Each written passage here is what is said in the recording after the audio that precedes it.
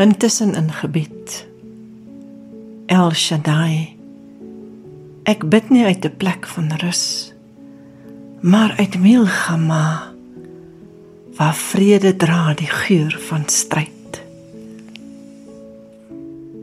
U oor breek deur my Goshech, as waarheid in halleluja oopbreek, in die skadies van ons tyd.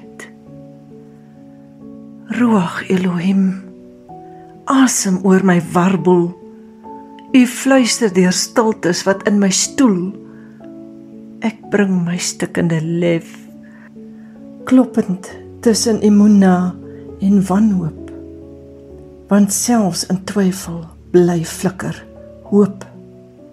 U Shalom is nie stil, dit skud my mure met shofar geluid, wat oorlog en aanbidding in een asem brul. Ek hang tussen afar en hemelwyd, 'n halwe mens sonder rigting, en fluister, Abba, Hineini, in die tussenin. Geskryf deur Joe, gelees deur Margaret.